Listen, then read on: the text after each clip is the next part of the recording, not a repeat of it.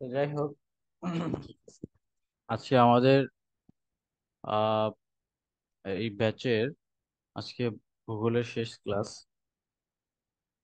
আমরা আশা করি আমাদের যতগুলো ক্লাস হয়েছে অল সাবজেক্টের সবাই মনোযোগ সহকারে শুনেছেন এবং সেগুলো প্র্যাকটিস করার চেষ্টা করছেন যার যার যার জায়গা থেকে। ভূগোলের যেহেতু আজকে শেষ ক্লাস, আমি একটু তাড়াতাড়ি শুরু করে শেষ করে দিব।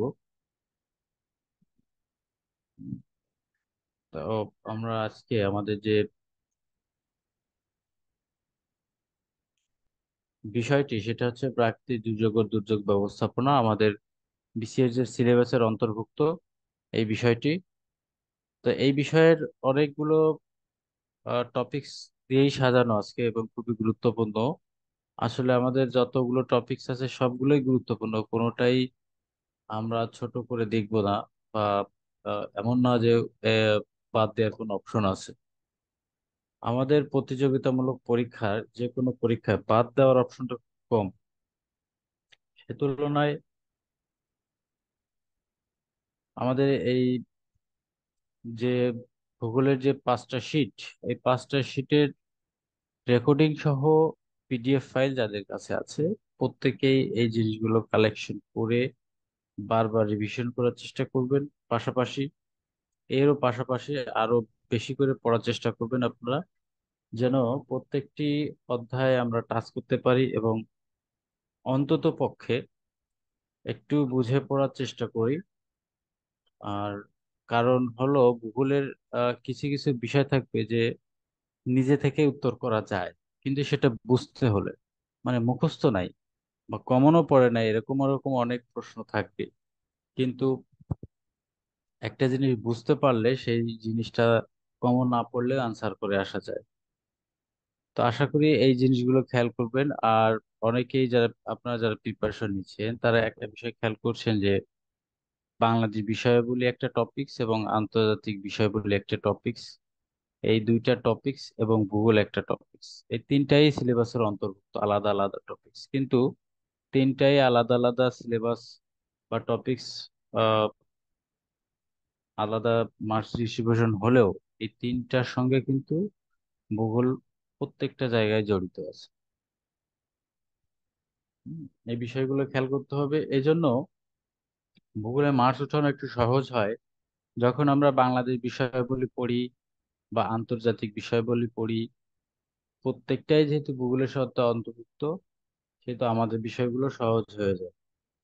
তো আজ আমাদের যে টপিকসটা সেটা হচ্ছে প্রাকৃতিক দুর্যোগ ও দুর্যোগ ব্যবস্থাপনা। আমরা এই টপিকস নিয়ে আজকে মূলত আগাবো এবং এটা আহ মুখস্থর সাবজেক্টই বেশি থাকবে, কারণ আমরা বুঝতেই পারছি যে দুর্যোগ নিয়ে আজকে আমাদের স্টাডি যে শুরু হবে। তো একটা বিষয় সবসময় খেয়াল করব আমি, যে বিষয়গুলো এখানে মার্কিং করার চেষ্টা করব, ঠিক সেই বিষয়গুলো আমরা একটু বেশি গুরুত্ব সহকারে মুখস্থ করার চেষ্টা করব। যেমন এখানে আমরা সবসময় একটা হেডলাইন দেখতেছি যে প্রাকৃতিক দুর্যোগ ও দুর্যোগ ও দুর্যোগ ব্যবস্থাপনা, অর্থাৎ এই দুর্যোগটা কি এবং এই দুর্যোগের ক্ষতিকর দিক কি, উপকার দিক কি, বা দুর্যোগের ইতিহাস কি, বর্তমান কি এবং ভবিষ্যতে কি হতে পারে, এই বিষয়গুলোই আজকে নিয়ে মূলত আলোচনা করব। তা আমরা সাধারণত জানি যে দুর্যোগটা আমাদের আহ, কিভাবে সৃষ্টি হয়। সৃষ্টি হয় হচ্ছে প্রাকৃতিক ভাবে, যেটার উপরে আমাদের কোনো হাত নেই, এটা ন্যাচারালি হয়। আর একটা হচ্ছে মনুষ্য সৃষ্টি বা মানব সৃষ্টি, যেটা আমরা নিজেরাই এই দুর্যোগটা সৃষ্টি করি। মানব সৃষ্টির মধ্যে যেমন শিল্পায়ন আছে, নগরায়ন আছে। অর্থাৎ একটা অঞ্চলে শিল্পায়ন বা নগরায়ন সৃষ্টি করতে হলে সেখানে কি করতে হবে? প্রথমেই ওই জায়গাটার গাছপালা ধ্বংস করতে হবে, খুব সহজ একটা বিষয়, যেটা আমরা বরাবর করে আসতেছি। বনাঞ্চল ধ্বংস করতে হবে। আর এই যে যে গাছপালা ধ্বংস বা বনাঞ্চল ধ্বংস, এগুলো একটা পরিবেশের প্রতিক্রিয়া। এটার ফলে যে পরিবেশের উপরে প্রতিক্রিয়া পড়ে, এই প্রতিক্রিয়া আমরা মূল্যায়ন করি না। আর না করে কি করি, আমরা বিভিন্ন প্রজেক্ট মেক করি, বিভিন্ন ডেভেলপমেন্ট করার জন্য বিভিন্ন প্রকল্প তৈরি করি। এই যে এইগুলো হচ্ছে একটা মানব সৃষ্ট দুর্যোগ। এছাড়াও যেটা উন্নত দেশে এখন হচ্ছে সেটা হচ্ছে কি, অস্ত্রের খেলা। অর্থাৎ কোন দেশ কত বেশি অস্ত্র প্রোডাকশন করতে পারে, সেটার একটা গেম শুরু হয়ে গেছে। এইগুলো হচ্ছে একটা মনুষ্য সৃষ্টি। আহ আর প্রাকৃতিক তো আমরা জানি, নদী ভাঙন, ভূমিকম্প, আগ্নেয়গিরি, খরা ইত্যাদি, শৈত্যপ্রবাসী গ্রীষ্ম, বর্ষা, আমাদের যে জলোচ্ছ্বাস, টর্নাডো ইত্যাদি, এগুলো হচ্ছে আমাদের দুর্যোগ সৃষ্টি, দুর্যোগের বিভিন্ন শ্রেণী। হুম, এটাই বিষয়। এখন আমাদের যে বিষয়গুলো আমরা এখন আস্তে আস্তে লিঙ্ক করবো আমাদের টপিকসে, যে বন্যা, এটা শুধু বাংলাদেশেই না, বাংলাদেশের বাইরেও বিভিন্ন এলাকায় বন্যা সৃষ্টি হচ্ছে।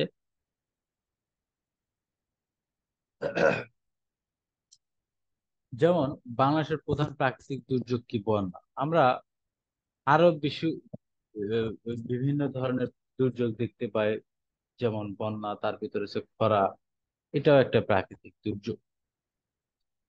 তো এই যে যে বন্যা, এই বন্যার কারণটা কি? আমরা খুব সহজে এখানে দেখতে পাচ্ছি, অতিবৃষ্টি, পাহাড়ি ঢল বা বাঁধ খুলে দেওয়ায় অতিরিক্ত পানি প্রবেশ করা ইত্যাদি।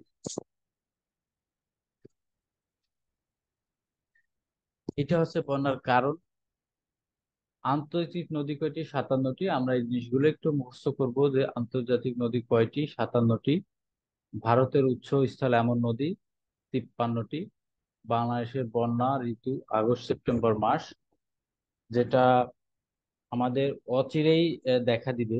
আপনারা হয়তো, যদি বর্তমান যে এখন এবারের যে আপডেটটা, সেটা কিন্তু খুবই ভয়াবহতা আসতেছে। অলরেডি বিভিন্ন বাইরের কান্ট্রিতে কিন্তু বন্যা সংঘটিত হচ্ছে, বাংলাদেশেও কিছুটা হয়ে গেছে অলরেডি। সিলেট, সুনামগঞ্জ সহ ওই অঞ্চলে, মৌলভীবাজার সহ। এছাড়াও আমরা সাধারণত যেটা আহ আহ, এই অতি নিকটে জুলাই বা আগস্টের দিকে কিন্তু একটা বন্যার একটা বড় আকার একটা বন্যার আভাস দিচ্ছে আবহাওয়া অধিদপ্তর। তো যাই হোক, এই কারণে আমি একটু ডিটেলস বলার চেষ্টা করছি, যে এখানে আগস্ট সেপ্টেম্বর মাস আমাদের বন্যা ঋতু। এই জিনিসটা মুখস্থ করার জন্য, অর্থাৎ এই জিনিসটা খুব সুন্দর করে ধরে রাখার চেষ্টা করতে হবে। কনফিউজড কোশ্চেন এগুলা। আচ্ছা, এখানে দেখা যাচ্ছে বিপদসীমা কোথায় কোথায়, কোন কত সেন্টিমিটার কোন অঞ্চলে, কোন নদীতে, সেইগুলো এখানে দেওয়া আছে। আমরা এগুলো মুখস্থ করব। যেমন তিস্তা ডালিয়া পয়েন্টে 52.60 সেন্টিমিটার। এটা খুবই ভয়ঙ্কর একটি এরিয়া, বন্যার একটা বড় একটা কারণ হিসেবে দাঁড় করায়। যমুনা 19.50 সেন্টিমিটার। অ্যাকচুয়ালি এই 52.60 সেন্টিমিটার যখনই যে কোনো এরিয়াতে যদি সংঘটিত হয়, তাহলে সেখানে মাস্ট বন্যার ভয়ঙ্কর আকারে একটা বন্যা সৃষ্টি হয়, যেটা একতলা দোতলা বাড়ি পর্যন্ত ডুবে যেতে পারে। এরকমও কিন্তু অতীতে অনেক রেকর্ড রয়ে গেছে। তো যাই হোক, আমরা অলরেডি দেখতে পাচ্ছি বন্যার কারণ কি কি, এগুলো আমরা নিজেরা একটু পড়ে নিব জাস্ট, যে বন্যার কারণ কি। মানব সৃষ্ট কারণ কি আমরা বলেছি। বন্যার শ্রেণী বিভাগটা এইখানে, যেমন মৌসুমী বন্যা, আকস্মিক বন্যা, জোয়ার ভাটা জনিত বন্যা। এবং এই যে যে বন্যা, এই বন্যার বৈশিষ্ট্য বা ক্ষতিকারক বা এটার প্রভাবটা কি, সেই জিনিসটা এখানে। অর্থাৎ মৌসুমী বন্যা হয় ঋতুভিত্তিক, বিস্তৃতি ব্যাপক, ক্ষতির পরিমাণ বেশি হয়, পানি হ্রাস বৃদ্ধির গতি ধীর। যেটা আমাদের সিলেটে এবং সুনামগঞ্জে সহ মৌলভীবাজার এলাকায় কিন্তু এই মৌসুমী বন্যা সংঘটিত হয়েছে এবারই। তো আমরা অতি নিকটে কিন্তু মৌসুমী বন্যার আরো একটি প্রভাব দেখতে পাবো। আর তারপরে আছে আকস্মিক বন্যা। অর্থাৎ এই আকস্মিক বন্যায় পানি হ্রাস বৃদ্ধি কিভাবে হয়, দ্রুত গতিতে হয়, যেটা সময় খুব কম পেয়ে যাই আমরা। এটার ক্ষতিকর যে প্রভাব, এটা হতে রক্ষা, এটা রক্ষা পেতে আমরা খুব কম সময় পাই। এরপরে আছে জোয়ার ভাটা জনিত। হ্যাঁ, এরপরে আমরা বন্যার প্রভাবটা দেখি। এই ইতিহাসটা আমাদের মুখস্থ রাখতে হবে, কারণ এই সব টপিকস থেকেই আমাদের প্রশ্নগুলো চলে আসে। যেমন 1954 থেকে 1998 পর্যন্ত মহাপ্রলয়ঙ্কারী বন্যা হয় 17টি। যে বিপদসীমা করা হয় যমুনা নদীর একক ধরে। আমাদের বিপদসীমাটা হিসাব করা হচ্ছে যমুনা নদীর একক ধরে। তো প্রশ্ন হলো যে যমুনা নদীর একক ধরে কেন? অবশ্যই এখানে একটা গুরুত্বপূর্ণ বিষয়, কারণ আমরা ম্যাপ ফলো করলে দেখব যে পদ্মা, ব্রহ্মপুত্র এবং যমুনা, এই তিনটা নদী কিন্তু এক জায়গায় মিলিত হয়েছে। তো মিলিত হয়েছে কোথায়? একটা বাংলাদেশের কিন্তু একটা মিডিল বরাবর, অর্থাৎ মাঝ স্থান বরাবর এটি মিলিত হয়েছে, এবং মিলিত হয়ে বড় একটি নদীর সৃষ্টি হয়েছে বা স্রোতের সৃষ্টি হয়েছে, যার কারণে এটাকে একক ধরা হয়। এটা কিন্তু ব্রহ্মপুত্র হতে পারতো, কিন্তু হবে না কেন? ব্রহ্মপুত্র একটা সাইডে পড়ে আছে। আবার পদ্মা নদী হতে পারতো, কিন্তু হবে না কেন? কারণ পদ্মাটা ওই চাঁপাই নবাবগঞ্জের একটা সাইডে পড়ে আছে।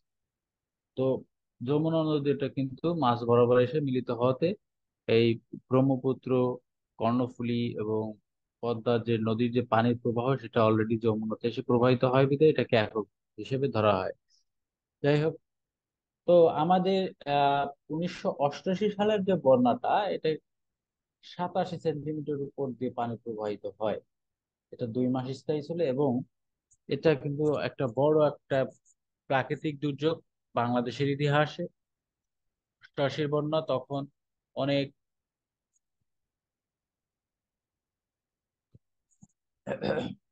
ঘর বাড়ি, গবাদি পশু সহ মানুষ অনেকেই মারা গিয়েছিল এই সময়। খুবই একটা ভয়ঙ্কর একটা পরিবেশ সৃষ্টি হয়েছিল। তারপরে স্থলভাগের প্রায় 2/3 এলাকা বা 30,000 বর্গ মাইল এলাকা তলিয়ে যায়, মানে 61%। এটা কত বড় একটা ভয়ঙ্কর বিষয় যে বাংলাদেশের 61% এলাকা তলিয়ে গিয়েছে।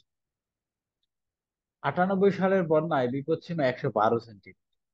অর্থাৎ এই 88 সাল থেকে 98 সালের বন্যাটা আরো বেশি। 70% ভূমি প্লাবিত হয়, 52টি জেলা ক্ষতিগ্রস্ত হয়।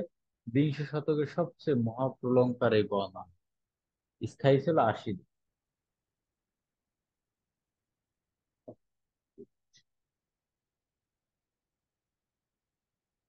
আমি একটু মার্কস করে দিচ্ছি এই জিনিসগুলো। অর্থাৎ এই যে বিপদসীমা এত সেন্টিমিটার, 52টি জেলার স্থায়ী ছিল 80 দিন, এবং 2020 সালেরটা ধরি, বন্যা কবলে 33টি জেলা সহ ক্ষতিগ্রস্ত 40 জেলা।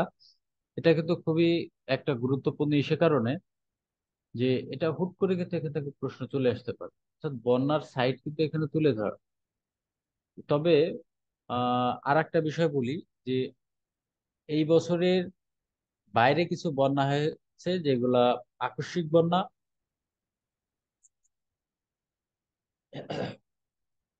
অর্থাৎ মিডিল ইস্টেও হয়েছে। সেগুলো কিন্তু আমরা একটু আমাদের নিজস্ব নোটে রাখবো, অর্থাৎ সমসাময়িক বা সাময়িক রিসেন্টলি যে বিষয়, এই আহ, ঘটনাগুলো। তো আমরা জানি বন্যা নিয়ন্ত্রণ ব্যবস্থা নদীর দুই তীরে ঘন জঙ্গল সৃষ্টি করে এবং নদী শাসন ব্যবস্থা সুনিশ্চিত। এগুলো কিন্তু খুব সাধারণ, এবং এগুলো কিন্তু আমরা অনেক বেশি মুখস্থ করবো না, আমরা নিজের একটু বুঝলেই হবে। তো এই যে যে এফসিডিআই, এফসিডিআইটা কি? এটা হচ্ছে flood control, drainage and irrigation project, অর্থাৎ বন্যা নিয়ন্ত্রণ ও নিষ্কাশনের সেচ প্রকল্প। প্রশ্ন হলো, এই যে এই এফসিডিআই এর পূর্ণরূপ কি? এটা কিন্তু আসতে পারে। তো এই যে এফসিডিআই, এটি গ্রহণ করা হয় 1958 সালে, চালু হয় 1965 সালে। কনফিউজড কোশ্চেন, অর্থাৎ আসতে পারে এইভাবেই ছোট করে, যে বন্যা নিয়ন্ত্রণ, নিষ্কাশন ও সেচ প্রকল্প গ্রহণ হয় কত সাল? 1958 সালে। আমরা কিন্তু চালু হয় 1965 সালে। এটা কিন্তু আমরা দেখা যায় অনেক সময় মার্চ করি, কিন্তু গ্রহণ করা আর চালু হওয়া কিন্তু আলাদা বিষয়। এটা কিন্তু সবাই বুঝি, কিন্তু এই ধরনের প্রশ্ন আসলে আমরা ভুল করি সবচেয়ে বেশি। তো তো এই যে যে এফসিডিআই এর প্রধান সেচ প্রকল্প কি কি, এই জিনিসগুলো একটু খেয়াল করতে হবে। যেমন এই যে গঙ্গা কপোতাক্ষ সেচ প্রকল্প, জিকে প্রজেক্ট। তো এই যে যে জিকে প্রজেক্ট, এগুলোর অবস্থান কোথায়? কুষ্টিয়া, চুয়াডাঙ্গা, ঝিনাইদহ, মাগুরা। আমাদের মূল বিষয়টা এটা। অর্থাৎ এই যে প্রশ্ন আসবে এইভাবে যে জিকে প্রজেক্ট ভুক্ত জেলা কোনগুলো বা কোনটি, নিম্নে কোনটি, এইভাবে আসে। তো সেক্ষেত্রে আমাদের কঠিন হয় বা বুঝতে পারি না, বা ভুল হয় কোথায়? ভুল হয় এই যে ডিএনডি প্রজেক্ট আছে, জিকে প্রজেক্ট আছে, এর কিছু কিছু অঞ্চলের জেলা তুলে দিতে পারে। কর্ণফুলী বহুমুখী প্রকল্প রাঙামাটি, এখান থেকে এই আহ, দেখা যায় যে প্রশ্ন আসে জিকে থেকে, জিকে প্রজেক্ট থেকে, তখন আমাদের এই অপশন গুলো আসে, তখন আমরা ভুল করি। এটা ফ্যাক্ট।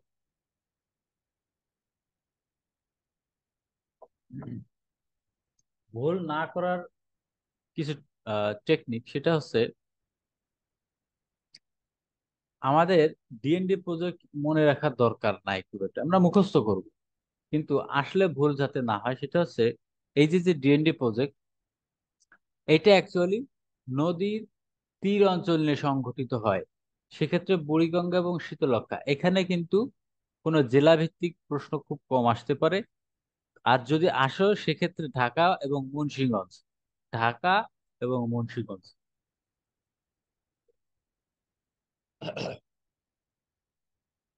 আর কর্ণফুলী একটা মাত্র জেলা, সেটা হচ্ছে রাঙামাটি। তো আমরা ডিএনডি প্রজেক্ট যদি ধরি, তাহলে বুড়িগঙ্গা এবং শীতলক্ষ্যা এবং কর্ণফুলী যদি ধরি, রাঙামাটি, বাদ বাকি সবই জিকে প্রজেক্ট। তো সেক্ষেত্রে এখানে এই জিকে প্রজেক্টের জেলা কুষ্টিয়া, চুয়াডাঙ্গা, ঝিনাইদহ, মাগুরা। এখন যদি বলা হয় রংপুর, তাহলে ভুল।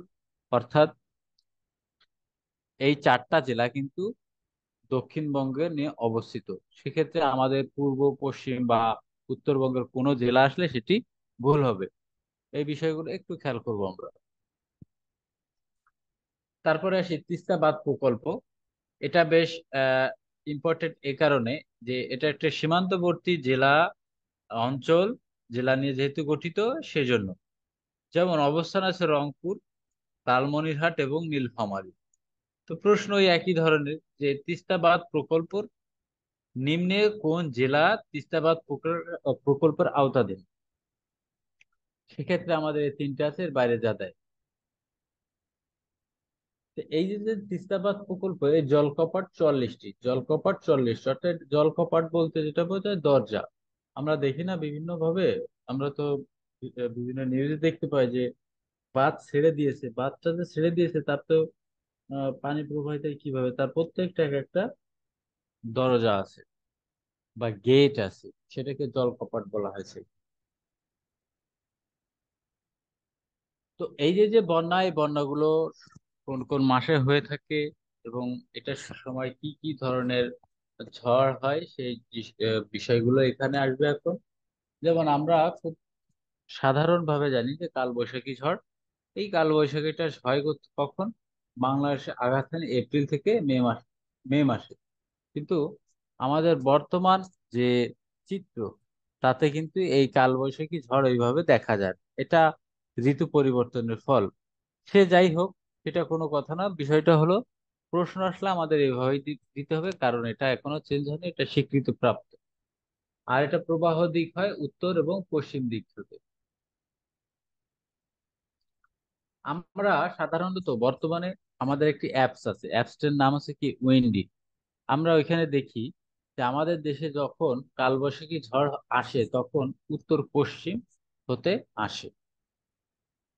আর এই উত্তর পশ্চিমে কি আছে, ভারতের অংশ বিশেষ, বড় আকারে ভারতের অংশ বিশেষ, ভুবনেশ্বর মানে রাজ্য থেকে হয়ে তারপরে আমাদের দিকে ঢুকে, যেটা পশ্চিমে অবস্থিত। অবশ্য ভুবনেশ্বরের কিছুটা এলাকা কিন্তু দক্ষিণের সাথে অন্তর্ভুক্ত আছে।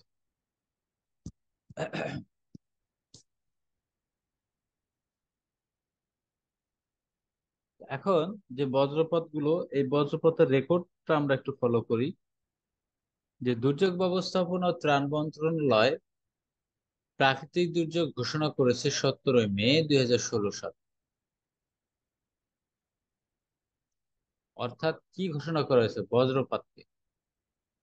আমাদের দেশে আগে কিন্তু এত বেশি বজ্রপাত দেখা যেত না, কিন্তু এখন যে পরিমাণ হয় বজ্রপাত।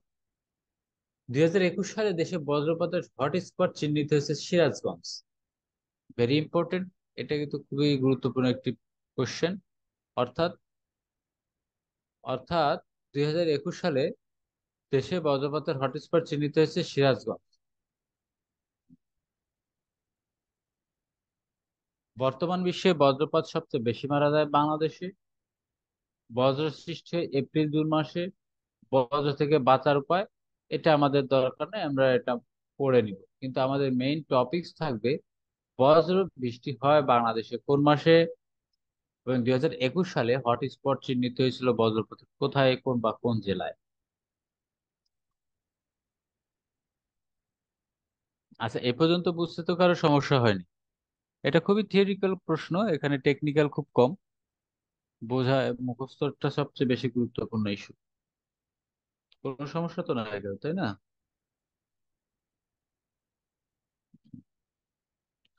তো আমরা এবার ভূমিকম্পে,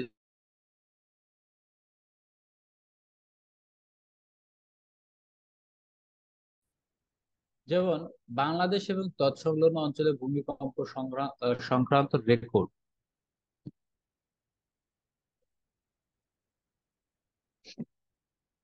এটা 1548 সাল থেকে। আমার কথা শোনা যাচ্ছে? অনেক সময় নেটে সমস্যা করে, একটু একটু খেয়াল রাখতে হবে শুধু।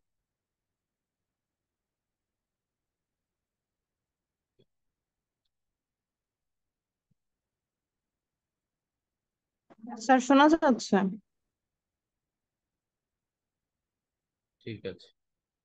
তো এই যে যে ভূমিকম্পের কেন্দ্র এবং উপকেন্দ্র, দুইটা একটু খেয়াল করি। আর এইটা আমরা একটু বোঝার চেষ্টা করব, কারণ এখান থেকে যেসব কোশ্চেন আসবে এগুলো কিন্তু মার্ক করা অতি সহজ, শুধু একটু বুঝতে পারলে, টেকনিক্যালি একটু বুঝতে পারলে।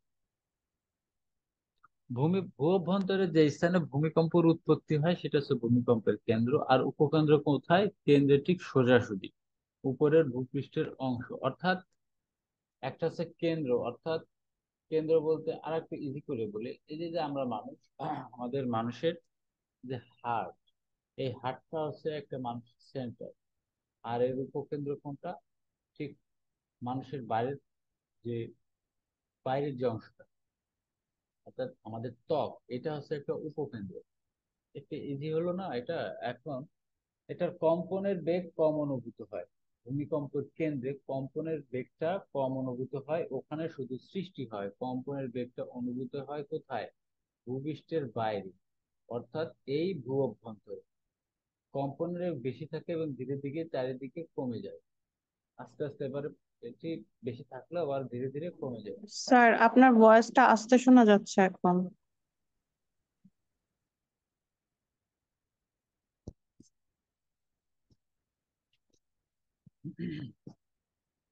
আচ্ছা, এখন ভূমিকম্পের কেন্দ্র উপকেন্দ্রের সঙ্গে সম্পর্কযুক্ত 1, 2, 3 এবং এটা সহ চারটা মুখস্থ করতে হবে, কারণ এখানে কিন্তু চেঞ্জ করার কোনো অপশন নাই। এটা হচ্ছে একদমই মানে এখানে বোঝারও কোনো অপশন নাই, এটা টোটালি মুখস্থ করতে হবে। যে ভূমিকম্পের কেন্দ্র এবং উপকেন্দ্রের সঙ্গে সম্পর্ক তিন ধরনের পরিমাপ। একটা হচ্ছে অগভীর কেন্দ্রের গভীরতা 0 থেকে 70 কিলোমিটার, মধ্য পর্যায়ের কেন্দ্র গভীরতা 70 থেকে 300 কিলোমিটার, গভীর কেন্দ্রের গভীরতা 300 থেকে 1300 কিলোমিটার। আমাদের তিনটাই মুখস্থ করতে হবে, কারণ প্রশ্ন এভাবেই সেট হবে যে নিম্নের কোনটি ভূমিকম্পের কেন্দ্রের সঙ্গে সম্পর্কযুক্ত, তখন এই তিনটা যে কোনো একটা আসবে। সেক্ষেত্রে কিলোমিটারের অংশটা চেঞ্জ থাকবে।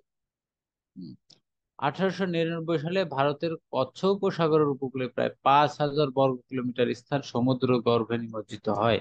এটা জানার জন্য আহ ভূমিকম্পের কারণগুলো আমরা এটা জাস্ট মুখস্থ করব। পৃথিবীর উপরিভাগের সঞ্চালন, অগ্নুৎপাত, শিলাচ্যুতি আরো আছে, এগুলো আপনারা নিজেরা পড়ে দিবেন। ভূমিকম্প যথেষ্ট লক্ষ্য করা যায় কোথায়? এখন এইটা একটা বোঝার বিষয়। সাধারণত বাংলাদেশে যেসব অঞ্চলে ভূমিকম্প হয়, আমরা দেখি যে এত মাত্রার ভূমিকম্প হয়েছে, তাহলে তার উৎপত্তি স্থল কোথায়? উৎপত্তি স্থল সাধারণত মিয়ানমার এবং ভারতের যে বর্ডারের যে অঞ্চলগুলো আছে সেখান থেকে উৎপত্তি বেশি হয়, স্পেশালি ওই কি বলে ওটাকে, বঙ্গোপসাগরের যে অঞ্চল সে অঞ্চল যুক্ত, সে অঞ্চল যুক্ত। যেমন বাংলাদেশের উত্তরে আসামের খাসিয়া ও জয়ন্তীয়া পাহাড়, আমরা এটা মুখস্থ করব। হিমালয়ের পাদদেশ, আন্দামান দ্বীপপুঞ্জ বঙ্গোপসাগরের তলদেশে। তাহলে কি দাঁড়ালো বিষয়টা? বিষয়টা দাঁড়ালো বাংলাদেশের উত্তরে খাসিয়া ও জয়ন্তীয়া পাহাড়, এইখানে হচ্ছে বাংলাদেশের ভূমিকম্প প্রবণতা অনেক বেশি। হিমালয়ের পাদদেশ, আন্দামান দ্বীপপুঞ্জ বঙ্গোপসাগরের তলদেশ।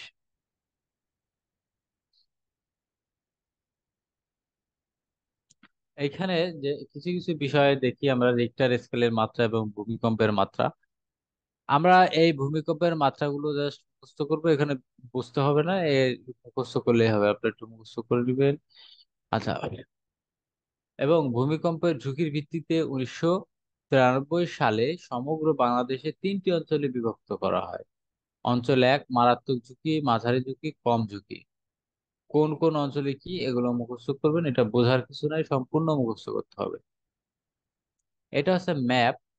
ম্যাপে ইন্ডিকেট করা আছে জোন। এই যে আমরা একটা অঞ্চল একে যাই, অর্থাৎ মারাত্মক ঝুঁকিপূর্ণ, অর্থাৎ উত্তর ও উত্তর পূর্ব অঞ্চল, রিক্টার স্কেল মাত্রা 7+। উত্তর ও উত্তর পূর্বাঞ্চল, এটা একটু মুখস্থ করি, উত্তর উত্তর পূর্বাঞ্চল অর্থাৎ এই যে যে উত্তর উত্তর পূর্বাঞ্চল দেখাচ্ছে, ঠিক এই হচ্ছে আমাদের উত্তর ও উত্তর পূর্বাঞ্চল। এই অর্থাৎ ময়মনসিংহ, সিলেট, মৌলভীবাজার, সুনামগঞ্জ সহ রংপুরের কিছু অঞ্চল, এটা হচ্ছে অর্থাৎ খুব হাই রিস্ক জোন একটা।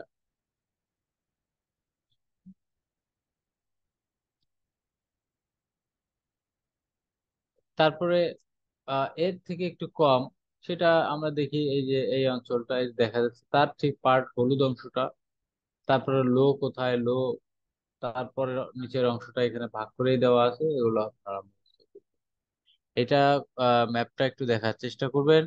আচ্ছা, এখন এইখানে যে বিষয়গুলো আসবে, অর্থাৎ বাংলাদেশে সংগঠিত কয়েকটি ভূমিকম্প,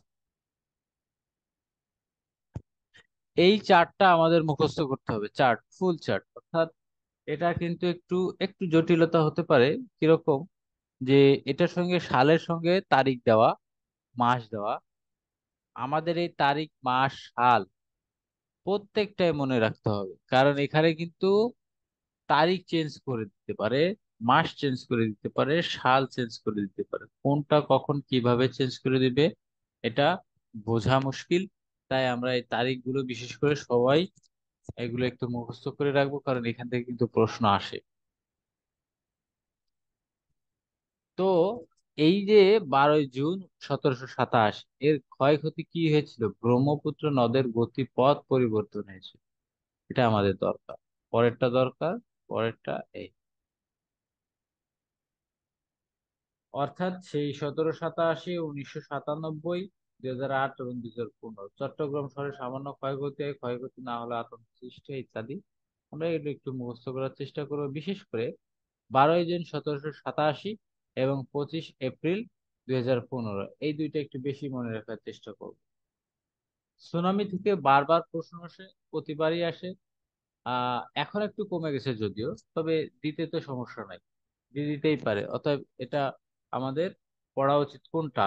সুনামি শব্দর অর্থ কি? পোতাশ্রয়ের ঢেউ, জাপানিজ শব্দ। এই যে যে বানান এইটা, এটা বিভিন্ন পরীক্ষায় এসে থাকে। তো সুনামির কারণটা কি এটা আমরা দেখে নেব, যে প্লেটের চ্যুতি বা উত্থান পতন, আগ্নেয় গিরিপথ ইত্যাদি। আচ্ছা,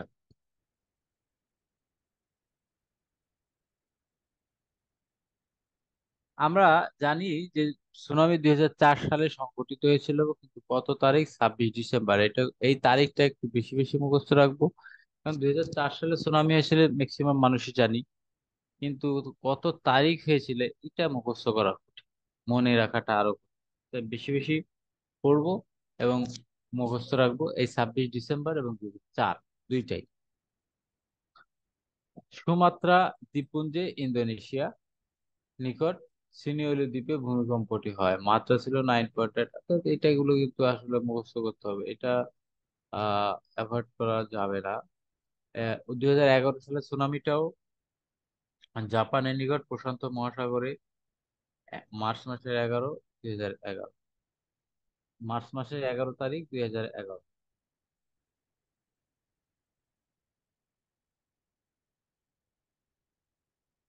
আচ্ছা, ভূমিকম্প গেল, এবার আগ্নেয়গিরিটা একটু খেয়াল করি। অর্থাৎ এই যে যে ভূমিকম্পের কারণ ফলাফল গুলো আমরা এতক্ষণ দেখলাম, সুনামির কথাও দেখলাম, শুনলাম, আগ্নেয়গিরি কিন্তু প্রায় same। আগ্নেয়গিরি কাকে বলে এটা আমার প্রয়োজন নাই। প্রয়োজন কি যে আগ্নেয়গিরি কেন ঘটে। ভূত্বকের দুর্বল স্থানে ফাটল, ভূ-আন্দোলনের ফলে পৃষ্ঠের চাপ কমলে ইত্যাদি কারণে অগ্নুৎপাতের আগ্রহ আহ, আ- কারণ হয়। এছাড়া আরো কারণ আছে, এগুলো আপনি একটু বোর্ড বই ফলো করে পড়ুন।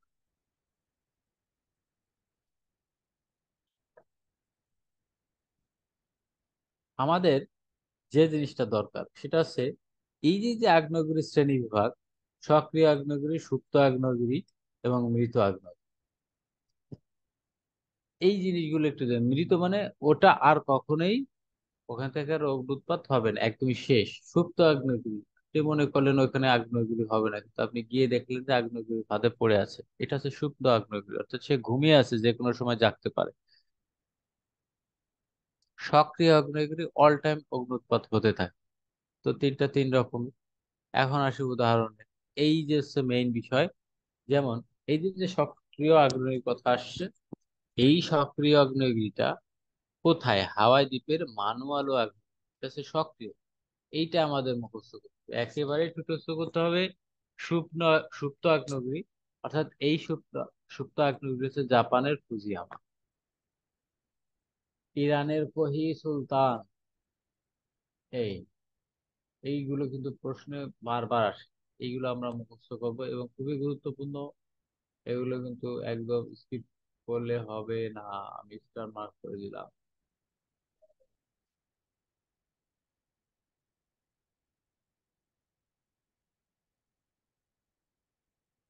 এইগুলো অগ্নুৎপাতের প্রভাবে গঠিত ভূমিরূপ, অর্থাৎ এটা আমাদের মুখস্থ করতে হবে কেন। এটা এখান থেকে অনেক প্রশ্ন আসে, এটা আমরা স্কিপ করব না। যেমন আগ্নেয়গিরির ফলাফল কোন কি কি হয় সেগুলো, যেমন আগ্নেয় মালভূমি সৃষ্টি হয়, দ্বীপ সৃষ্টি হয়, গহ্বর সৃষ্টি হয়, হ্রদ পর্বত সমূহ। এটা কোথায় কোথায় হয় এইটা হচ্ছে বিষয়। যেমন আগ্নেয় যে মালভূমি, এটা লাভা দ্বারা গঠিত। কোথায় হয়? ভারতের দক্ষিণাতে কৃষ্ণ মৃত্তিকাময় মালভূমি। পরেরটা হয় প্রশান্ত মহাসাগরের হাওয়াই দ্বীপপুঞ্জ, পৃথিবীর বৃহত্তম আগ্নেয় দ্বীপ। এটা কোথায়? এটা হচ্ছে প্রশান্ত মহাসাগরের হাওয়াই দ্বীপপুঞ্জ, পৃথিবীর সবচেয়ে বৃহত্তম আগ্নেয় দ্বীপ হচ্ছে হাওয়াই দ্বীপপুঞ্জ। আগ্নেয় গহ্বর কোথায়? এটা খেয়াল করব। আগ্নেয় হ্রদ কোথায়? এইগুলো আসলে একটা স্কিপ করার মতো না, কারণ হুট করে এখান থেকে প্রশ্ন দিয়ে দিতে পারে। এই যে আগ্নেয় পর্বতটা, এটা অনেকবার আসছে, আরো আসবে এবং আসতেই আছে। এটা হচ্ছে উল্লেখযোগ্য আগ্নেয় পর্বত ইতালির ভিসুভিয়াস, মানে এতটাই সক্রিয় ওটা। আচ্ছা, এখন আমরা একটু ঘূর্ণিঝড়ে যাই। যে এই যে যে ঘূর্ণিঝড়, এটা কিভাবে সৃষ্টি হয়, হ্যাঁ এটার একটু ইতিহাস জানার চেষ্টা করি। কখন হয়? অবশ্য ঘূর্ণিঝড় কখন হয় সেটা আমরা একটু আগে দেখে আসছি, তো ওগুলার বেশি আলোচনা করব না। আমাদের মেইন মেইন বিষয়গুলো চলে যায়। যেমন এই যে কি বলে, যে ঘূর্ণিঝড়, এই ঘূর্ণিঝড় কত সালে কি নামকরণ করা হয়েছে এবং এটার প্রভাব সম্পর্কে আমরা জানার চেষ্টা করি। যেমন ম্যারিয়েন, এই ম্যারিয়েনটা হয় 1991 সালে। এটা পুরো বহির্বিশ্বে একটি সাড়া জাগায় ফিরে দিছিল, হ্যাঁ এটার ভয়াবহতা থেকে। উম, যেমন এখানে ব্রিটিশ অপারেশন মান্না নাম করা, মার্কিন অপারেশন সি এঞ্জেল, ঝড় পরবর্তী ত্রাণ তৎপরতার নাম, আমাদের এখানে প্রশ্ন কনফিউশন হলো অপারেশন সিএনজেল বা অপারেশন মান্না এটা ঘূর্ণিঝড়ের সাথে সম্পৃক্ত, কোনো যুদ্ধের সাথে সম্পৃক্ত না। কিন্তু এই অপশনগুলো কিন্তু অনেক সময় কনফিউজ করার জন্য আহ যুদ্ধ লাগলে সাধারণত বিভিন্ন ধরনের অপারেশন হয়, ওই অপারেশন নামকরণ করা হয়, সেক্ষেত্রে এইগুলো দিয়ে দেয়, কিন্তু আমরা এখানে ভুল করি।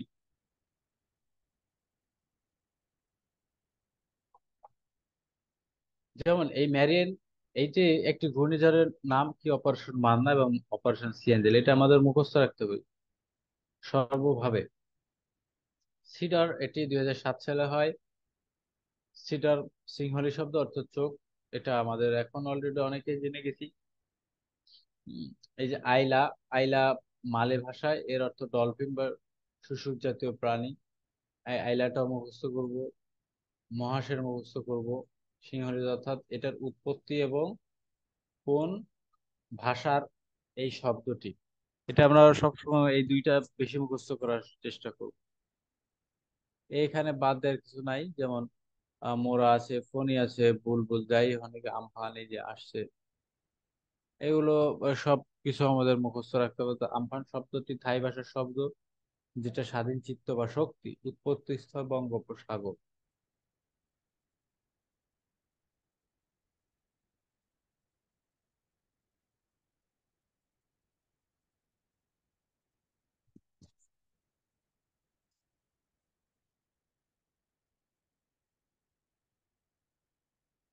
এখানে ঘূর্ণিঝড় সতর্কীকরণ সংকেত দেওয়া, আমাদের এইগুলো একটু আহ খেয়াল করতে হবে, কারণ আমরা এই সতর্ক সংকেতটা ঠিক মতো মুখস্থ করি না বিধায় আমাদের উত্তর করে আসতে ভুল হয়। কারণ বিগত বছরে এই ধরনের প্রশ্ন আসাতে মেইন কনফিউজড হয়ে যায়, যার কারণে এগুলো একটু খেয়াল করব আমরা।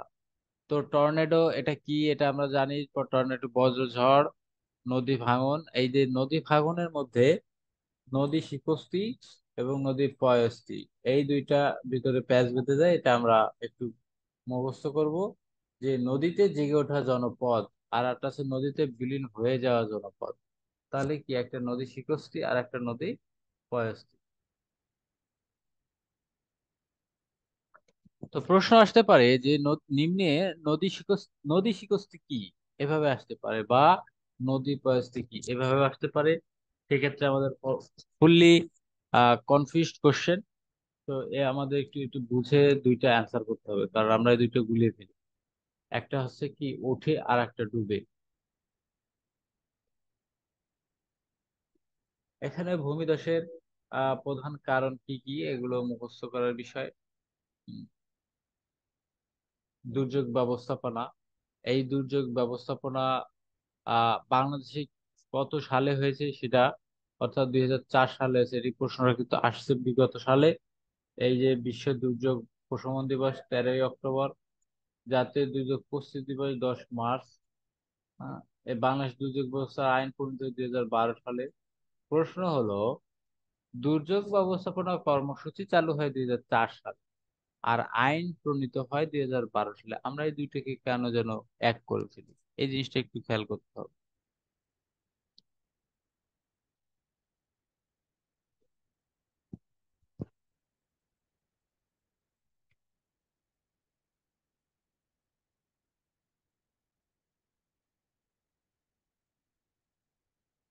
এখানে দুর্যোগ ব্যবস্থাপনা চক্রটা দেওয়া, বা এটা মুখস্থ করবো। আচ্ছা, আমি একটু এক আহ, দু- এক 2 মিনিট জন্য একটু ব্রেক নেই, 2 মিনিট।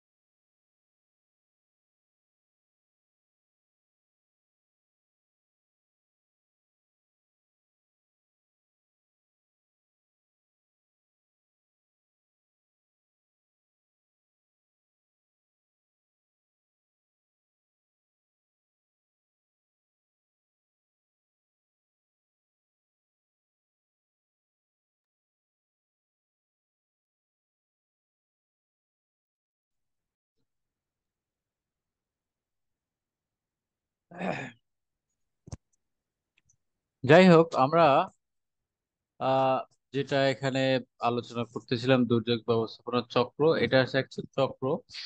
চক্র আমাদের দরকার নাই, আমাদের মেইন দরকার হচ্ছে এই দুর্যোগ ব্যবস্থাপনার মুখ্য উপাদান কি, এগুলা মূলত দুর্যোগ ব্যবস্থাপনা প্রতিরোধের ক্ষেত্রে এর অন্তর্ভুক্ত কি কি, এগুলো আমরা মুখস্থ করে নেব সবাই। এখানে বোঝানোর কিছু নাই, যেমন বেড়িবাঁধ, আশ্রয় কেন্দ্র, এগুলো প্রতিরোধ ব্যবস্থা। ঠিক আছে। আহ, এবং কার্যক্রম কিভাবে এই ধরনের পরিকল্পনাকে বাস্তবায়ন করা যায় সেজন্য কিছু আহ হি- প্রশিক্ষণের ব্যবস্থা, পূর্ব প্রস্তুতি ইত্যাদি। এই দুর্যোগ ব্যবস্থাপনা কিভাবে প্রশমন করা যায় এবং এর পূর্ব প্রস্তুতি কি, এটাও আমরা মুখস্থ করব এখানে।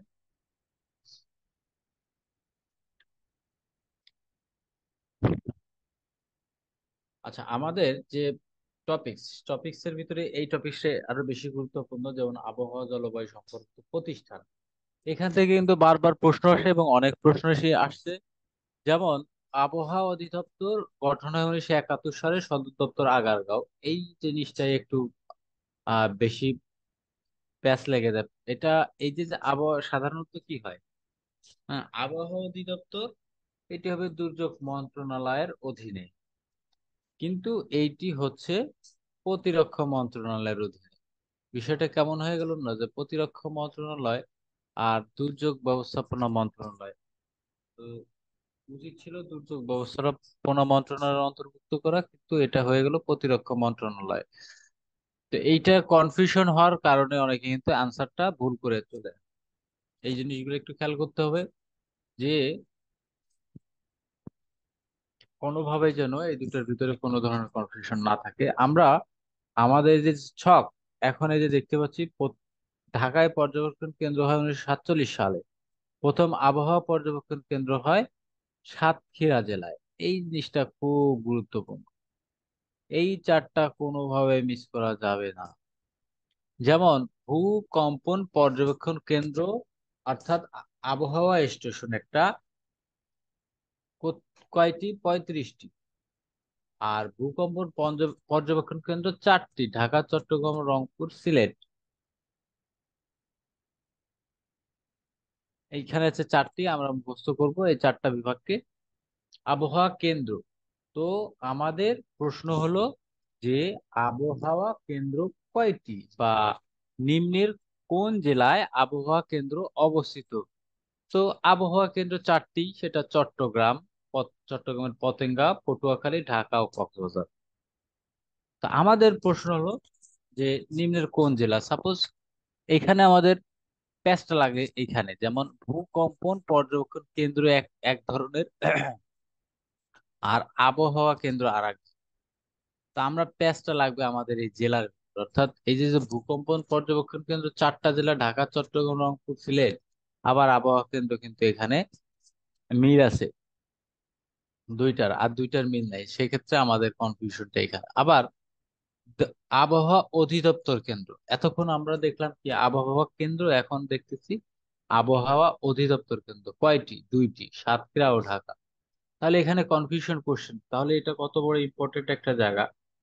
আমাদের কাছে চাওয়া হয়েছে আবহাওয়া নিম্নের কোন জেলা, বা আবহাওয়া অধিদপ্তর কেন্দ্র কয়টি? 2টি। সেখানে 4টা থাকবে, 5টা থাকবে, 35টি, সবই থাকবে। তাহলে আমাদের অ্যান্সার ভুল করে আসাটা খুব ইজি না? সেক্ষেত্রে আমাদের এখানে জেনে বুঝে মুখস্থ করতে হবে, এর কোনো বিকল্প নাই, কোনোটাই নাই। এই যে এখানে বলছে রাডার স্টেশন 5টি, কৃষি আবহাওয়া উপকেন্দ্র 12টি, সাইক্লোন শেল্টার এতটি। এই 4টা আসলে মুখস্থ করার কোনো বিকল্প নাই, কারণ এখান থেকে কিন্তু প্রশ্ন আসবে, এবং প্রশ্ন আসলে এখান থেকে মিস হয়ে গেলে কিন্তু সে এই 1 মার্কের জন্য তাকে পস্তাতে হবে, কারণ এটা খুবই গুরুত্বপূর্ণ একটা চ্যাপ্টার। এমনকি এইখানে বলা আছে স্পার্স, অর্থাৎ Bangladesh space research and remote sensing organization. এই স্পার্স কার অধীনে? প্রতিরক্ষা মন্ত্রণালয়ের অধীনে। কত সালে প্রতিষ্ঠিত? 1980 সালে। সদর দপ্তর কোথায়? আগার। ব্যাস হয়ে গেল। এইখানে আরো একটি বিষয় বাস্তবায়ন করেছে কে, বঙ্গবন্ধু 1 স্যাটেলাইট তৈরির কর্মসূচির মাধ্যমে এই স্পারসোটা।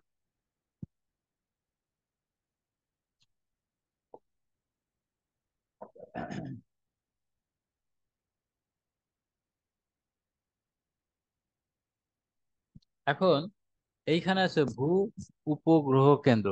আচ্ছা, এইখানে কারো কোশ্চেন আছে, এই যে আমাদের যে এই আবহাওয়া জলবায়ু সম্পর্কিত প্রতিষ্ঠান সমূহ এবং এই মহাকাশ গবেষণা প্রতিষ্ঠান এইখানে, কারণ এটা কিন্তু খুব গুরুত্বপূর্ণ একটা ব্যাপার, এখানে কোনো প্রশ্ন আছে?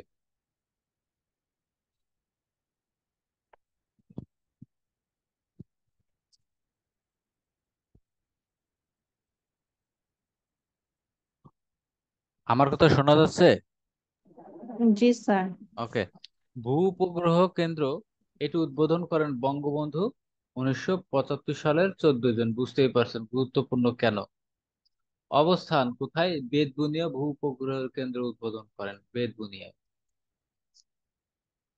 খুবই গুরুত্বপূর্ণ। বর্তমানে গাজীপুর গ্রাউন্ড স্টেশন থেকে বঙ্গবন্ধু স্যাটেলাইট ট্র্যাকিং এর কন্ট্রোলিং করা হচ্ছে। তাহলে এটা আরো গুরুত্বপূর্ণ।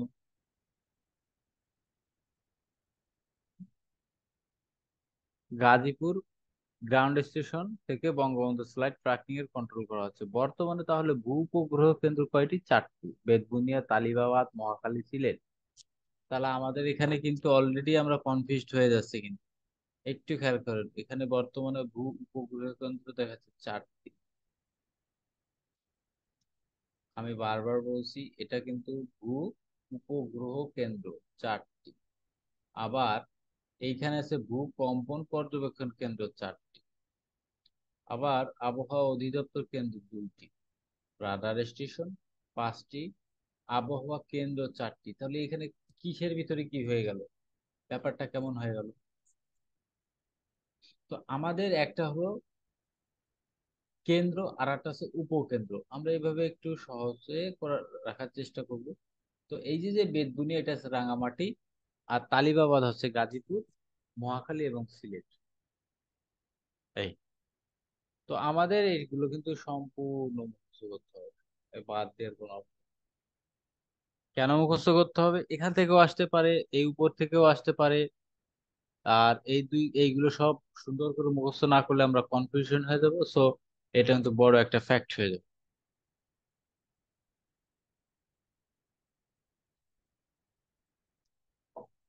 তারপরে আসলাম পানি উন্নয়ন বোর্ড, অর্থাৎ এই BWDB, Bangladesh water development board. প্রতিষ্ঠা 1972 সালে, সদর দপ্তর ঢাকা। ব্যাস। পানি উন্নয়ন বোর্ড পানি সম্পদ মন্ত্রণালয়ের অধীনে। পূর্ব নাম ছিল কি? ওয়াপদা, water and power development authority.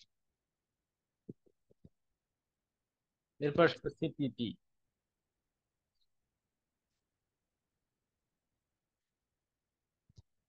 CPP হচ্ছে সাইক্লোন প্রিপেয়ার্ডনেস প্রোগ্রাম। বঙ্গবন্ধু শাসন আমলে সরকার ও রেড ক্রিসেন্ট সোসাইটি কারা গঠন করে? এটা তারা। এই সিপিপি আওতাভুক্ত উপজেলা 41টি এবং জেলা আছে 13টি। মুখস্থ হয়ে গেল। এবার আসি আমরা একটা গুরুত্বপূর্ণ একটা অপশন, যেটা বিগত প্রশ্নে আসছে, কারিতাস।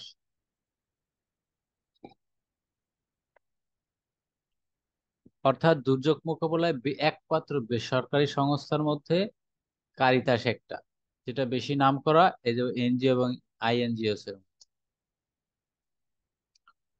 বাংলাদেশে 1967 সাল থেকে এর কার্যক্রম শুরু হয়, আর এটা গঠিত হয় রোমান ক্যাথলিকদের দ্বারা। প্রশ্ন হলো যে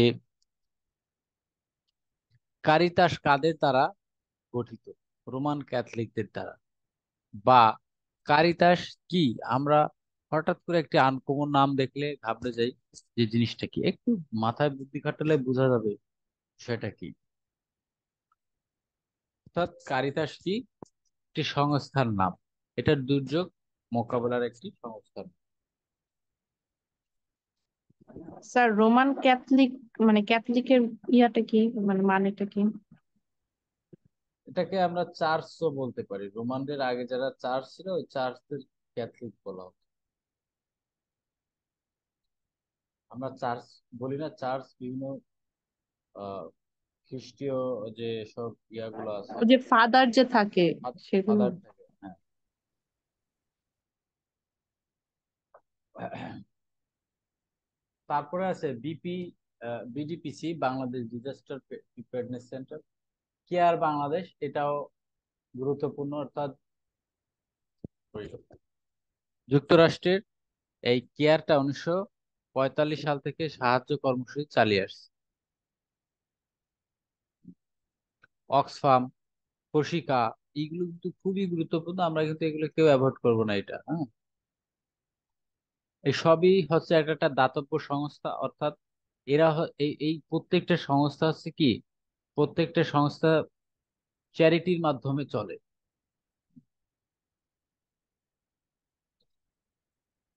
অর্থাৎ বাইরের কান্ট্রি কন্ট্রিবিউট করে, সেটা দিয়েই বিভিন্নভাবে চালানো হয়, বিভিন্ন এনজিওর মাধ্যমে। এবার আসি জলবায়ু পরিবর্তনে বাংলাদেশের ঝুঁকি। এগুলো আমরা একটু মুখস্থ করব, ঝুঁকিগুলা। এটা কিন্তু খুব গুরুত্বপূর্ণ, এখানে আহ, আমরা ইয়া করতে না, যেন না যাই, স্কিপ যেন কেউ না করি। যেমন এই যে inter governmental panel on climate change, অর্থাৎ আইপিসিসি এর প্রাক্কলন অনুযায়ী 2050 সালে বাংলাদেশের ভূমি 17% বিলীন হবে, খাদ্য উৎপাদন 30% হারিয়ে যাবে, 19টি উপকূলীয় জেলার 60,000 বর্গ কিলোমিটার এলাকা ডুবে যেতে পারে। তার মধ্যে আমরা এই আইপিসিসি অনুসারেও, এমনকি বাংলাদেশের পরিসংখ্যান করেছে ভোলা জেলা, আমরা ভোলা জেলা যেটাকে চিনি, এই ভোলা জেলার অধিকাংশই ডুবে যাবে।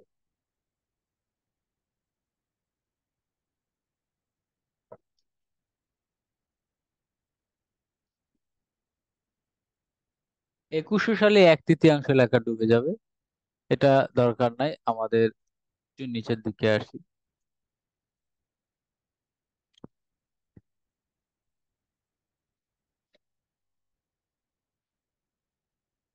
এই যে যে ন্যাশনাল অ্যাডাপ্টেশন প্ল্যান আছে, অর্থাৎ সহযোগিতা করছে ইউএনএফসিসিসি, অর্থাৎ ইন্টেন্ডেন্ট ন্যাশনালিটি ডিটারমাইন্ড কন্ট্রিবিউশন, এটার পরবর্তী নামকরণ।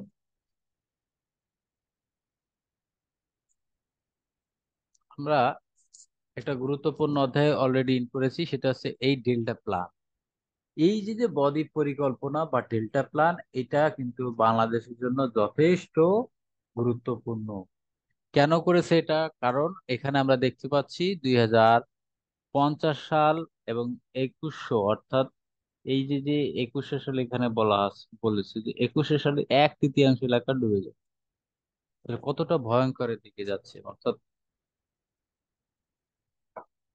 কত কিছু বিলীন হয়ে যাচ্ছে আমাদের দুর্যোগ, জলবায়ু পরিবর্তনের কারণে, যার কিছুটা হলেও আমরা ফল ভোগ করতেছি। তো এই যে যে ডেল্টা প্ল্যান, এই ডেল্টা প্ল্যানটা অনুমোদন দেয় 2018 সালের 4 ডিসেম্বর এনইসি। প্রথম 30 বছরে এটা ব্যয়টা আমাদের দরকার নাই, আমাদের দরকার হচ্ছে যে আমাদের ডেল্টা প্ল্যান কত সালের মধ্যে প্রণয়ন হবে। এই যে যে 2100 সাল, এটা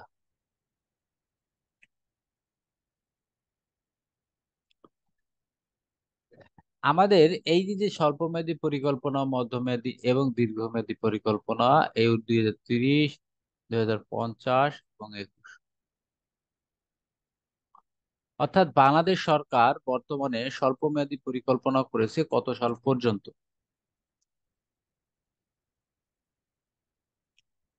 মধ্যমেয়াদী পরিকল্পনা করেছে এবং দীর্ঘমেয়াদী পরিকল্পনা, এই তিনটাই মুখস্থ করতে হবে, কনফিউজ আমরা না হয়ে যাই।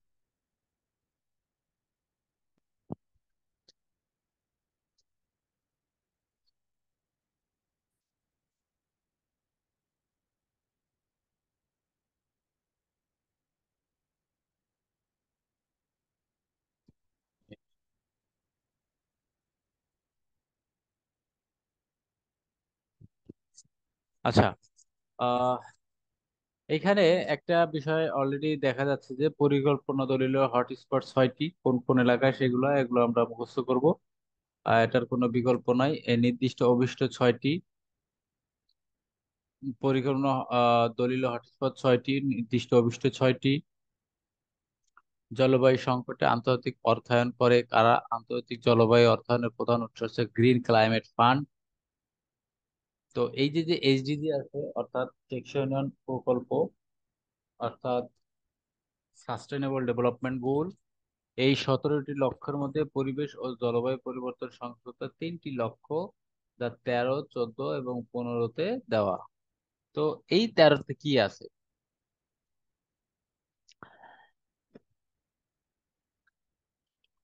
13-তে আছে 2020 সালের মধ্যে 6,500 জন হবে, 2023 সালের মধ্যে 1,500 জনে। কি সেটা? এখানে বলা হয়েছে যে অভিষ্ট প্রথম লক্ষ্যমাত্রা অনুযায়ী দুর্যোগপূর্ণ এলাকায় দুর্যোগকালে প্রতি 1 লক্ষ জনগণের মধ্যে মৃত্যু, নিখোঁজ ও সরাসরি দুর্যোগ আক্রান্ত মানুষের সংখ্যা নামিয়ে আনার লক্ষ্যমাত্রা।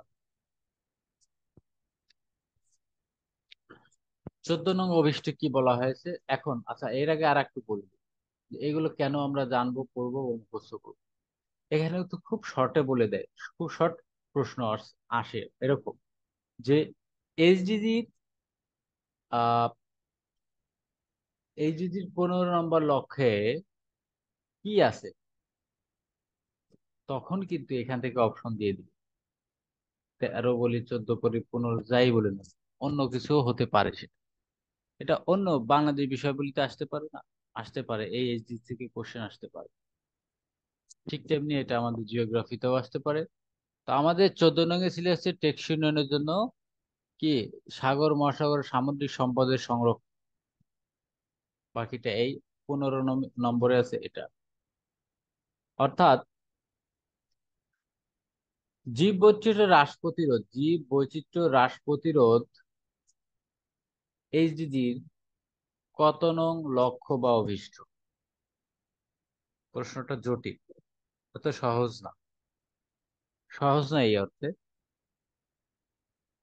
আমাদের 17টি অভিষ্ট বা লক্ষ্য মুখস্থ করে রাখা উচিত। কখন কোনটা কোন জায়গা থেকে চলে আসবে বলা যায় না। এই জন্য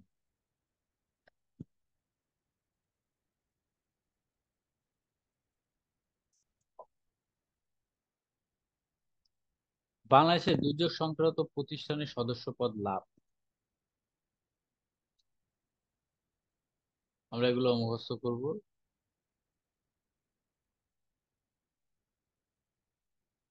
ওজোন স্তর সংরক্ষণ, অর্থাৎ বাংলাদেশ মন্ট্রিল প্রোটোকল স্বাক্ষর করে 1990 সালে। প্রশ্নটা খুবই গুরুত্বপূর্ণ প্রশ্ন, যে বাংলাদেশ মন্ট্রিল প্রোটোকল স্বাক্ষর করে কত সালে?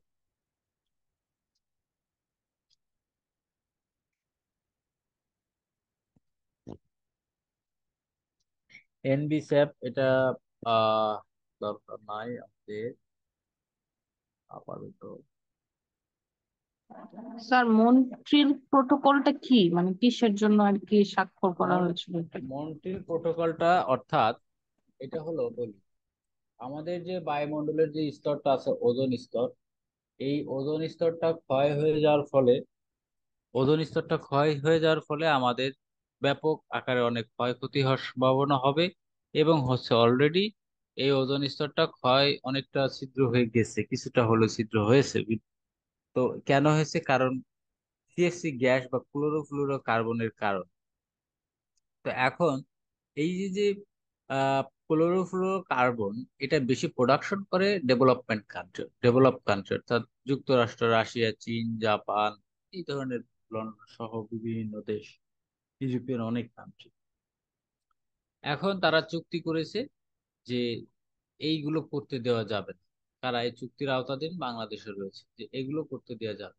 করলে আমাদের যে ওজোন স্তর ক্ষয় হওয়ার ফলে আমরা মানব প্রাণী যেরকম ক্ষতি হবে, তেমনি প্রকৃতিরও ক্ষতি হবে। তাই ওখানে একটা চুক্তি করেছে, প্রোটোকল ব্যবস্থা, যে যেন এটা আমরা আর বেশি কার্বন নিঃসরণ করব না বা টিএফসি গ্যাস নিঃসরণ করব না, এই উদ্দেশ্যে।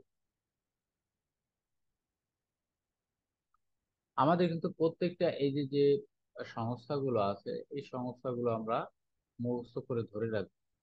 কারণ এই যে সিবিএফ কথা বলি, ক্লাইমেট ভালনারেবল ফোরাম, অর্থাৎ জলবায়ু পরিবর্তন কেন হচ্ছে, কিভাবে এটাকে প্রোটেকশন দেওয়া যায় সেই জন্য এই আহ, প্রতিষ্ঠান, এরা কিন্তু বেশ কাজ করে এই সিবিএফটা। আবার সেন্দাই ফ্রেমওয়ার্কও আছে, ডাব্লিউসিডিআর আছে, এই আমাদের এইগুলো সবগুলো মুখস্থ করে রাখতে হবে। এই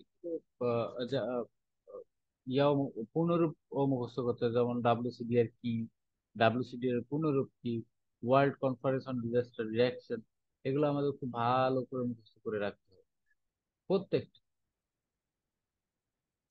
তা আমরা এবার একটু ধারণা নিই প্রশ্ন, আজকে যে টপিক গুলো আলোচনা হলো একটু ধারণা নিই। বাংলাদেশের বর্তমান সভাপতির পূর্বে কোন দেশ সিবিএফ এর সভাপতি ছিল? প্রশ্ন আসছে মার্শাল, মার্শাল আইল্যান্ড। ইউডিএমসি এর পূর্ণরূপটা কি? ইউনিয়ন ডিজাস্টার ম্যানেজমেন্ট, আমরা অলরেডি কিন্তু উপরে দেখেছি। এই ধরনের প্রশ্ন আসতে পারে। বাংলাদেশের উপকূলীয় বসবাসকারী জনগোষ্ঠী যে ধরনের বন্যা কবলিত হয় সেটা হচ্ছে কি? জলোচ্ছ্বাস জনিত বন্যা। আচ্ছা, আমরা এই সমাধানে যাওয়ার আগে কোনো কোশ্চেন নেই, যে বুঝতে পারি না এরকম কোনো ব্যাপার আছে?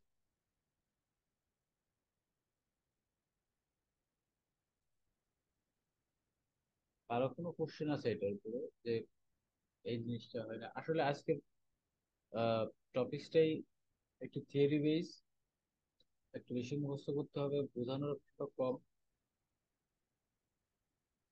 বুঝতেই পারছেন সবাই।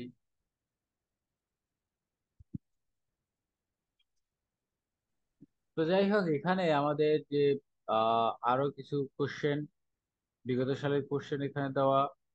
বাংলাদেশ সংগঠিত বন্যার রেকর্ড অনুযায়ী একটু আগে আমরা পড়েছি, রেকর্ড অনুযায়ী কোন সালের বন্যায় সবচেয়ে বেশি এলাকা প্লাবিত হয়? 1998 সালে 112 সেন্টিমিটার পানি ইয়া হয়েছিল, আমরা এটা জানি। 1988 সালে হয়েছিল 87 পয়েন্ট সামথিং। হ্যাঁ, এখানে আসছে সার দুর্যোগ ব্যবস্থাপনা কোথায়? হ্যাঁ, এই যে কিভাবে চলে আসছে গুজরাটে।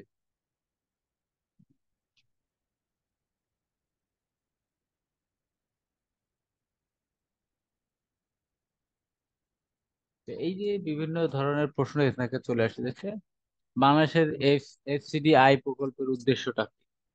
হ্যাঁ, এই বন্যা নিয়ন্ত্রণ, পানি নিষ্কাশন, পানি সেচ ইত্যাদি চলে আসছে সব। বাংলাদেশের কোন অঞ্চল বেশি খরা প্রবণ? উত্তর পশ্চিম, আমরা জানি। দুর্যোগ ব্যবস্থা নীতিমালা 2015 কবে জারি হয়েছে? হ্যাঁ, 19 জানুয়ারি। এই যে একটা ডেট দেওয়া, এখানে কিন্তু কঠিন না কোশ্চেনটা, অ্যান্সার করা খুব মুশকিল কিন্তু এগুলা, এগুলো অ্যান্সার করতে পারে খুব কম মানুষ, কারণ ডেটটা এত কনফিউজ করে ফেলে, এগুলো মুখস্থ থাকতে চায় না। তো যাই হোক, এগুলো প্র্যাকটিস।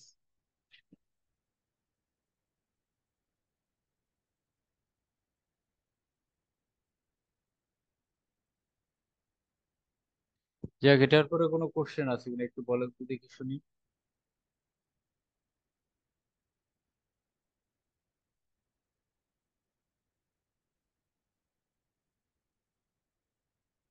সবাই বুঝতে পারছেন টপিকস? আজকে টপিকস এর কোথাও কোনো গ্যাপ আছে কিনা?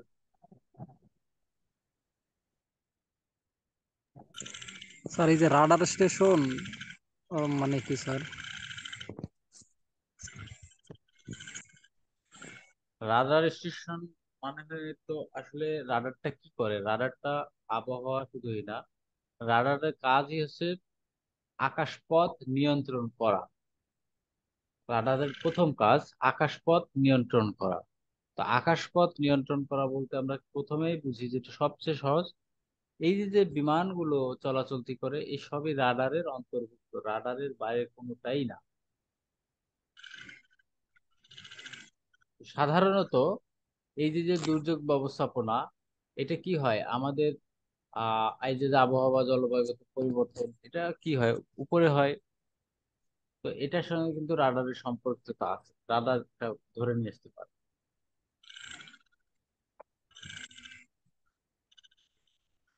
উম,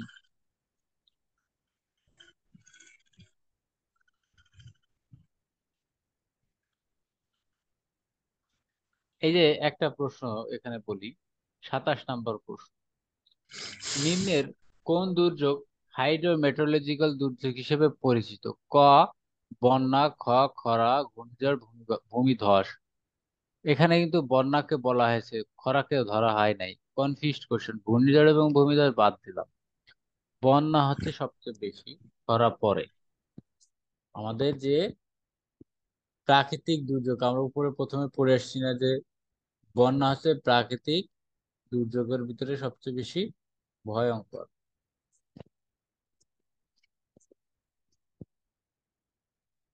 স্যার তাহলে হাইড্রোমেট্রোলজিক্যালটা কেন লেখা ছিল?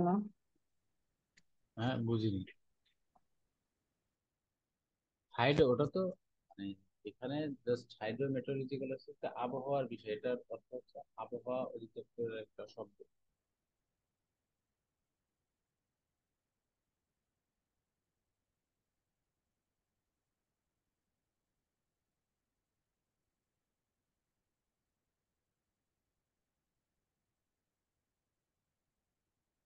31 নম্বর প্রশ্নটা একটু দেখি, বন্যা নিয়ন্ত্রণে সাধারণ ব্যবস্থাপনার অন্তর্ভুক্ত নয় কোন?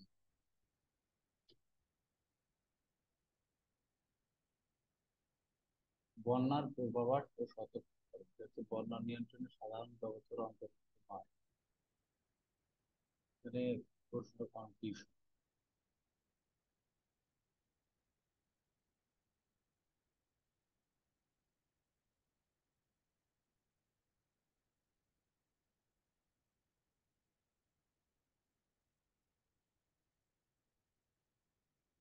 যাই হোক,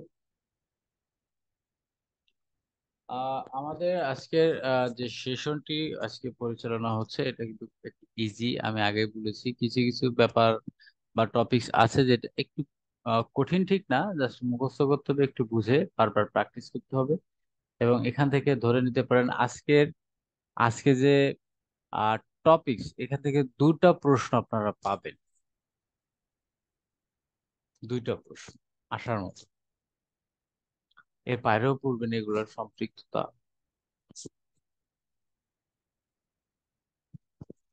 আচ্ছা, আর কারো কোনো কোশ্চেন আছে?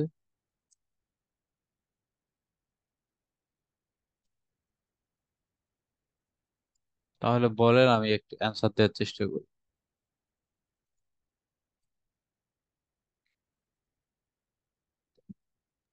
স্যার মনে হয় কারণ নেই। আচ্ছা, তো খুব ভালো, তার মানে আজকে ক্লাস সবাই আমরা খুব ইজিলি নিছে, ইজি বুঝতে পারছে। আর সেই ক্লাসটা খুব একটা জটিল ছিল না। তো আপনাদের কি অন্যান্য সাবজেক্টের ক্লাস শেষ?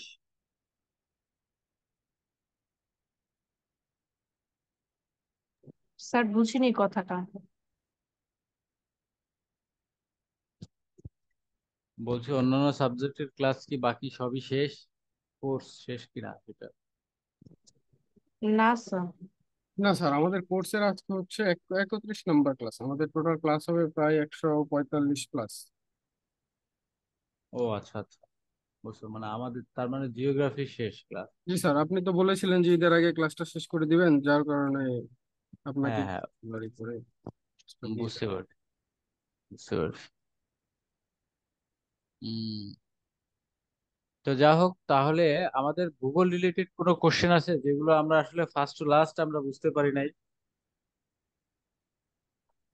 অর্থাৎ যে অংশটা আর একটু রিপিট করলে ভালো হতো বা আমরা বুঝি নাই আসলে।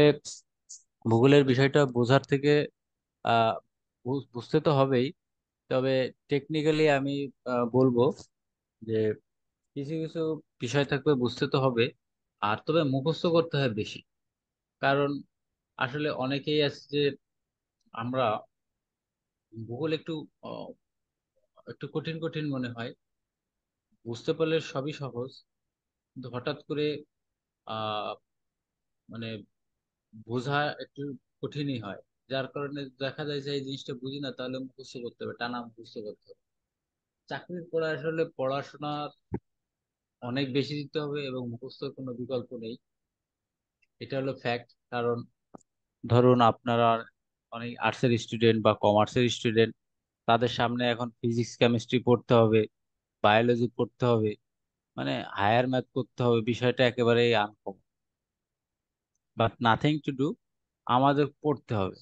এখন সহজ ভাবে যদি বলি, ফিজিক্স কেমিস্ট্রি আপনার বোঝার দরকার নাই, আপনার সেইভাবে প্রশ্ন আসবেও না যে বুঝে শুনে করতে হবে। ফিজিক্স কেমিস্ট্রি আমরা কেন বুঝতে যাব, আমরা মুখস্থ করব, প্রশ্ন ওইভাবে সেট আপটা হয়।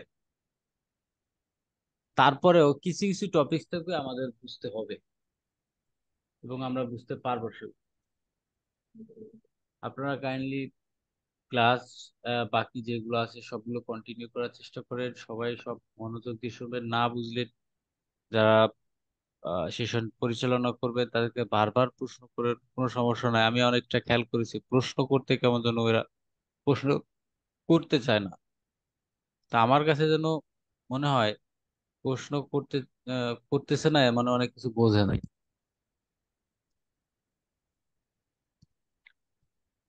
তো যাই হোক, আসলে আহ সর্বশেষ যেটা বলবো, আপনারা হার্ড অ্যান্ড সোল ট্রাই করেন, চাকরি ইনশাল্লাহ হবে, এটা নিয়ে কোনো টেনশনের কিছু নাই।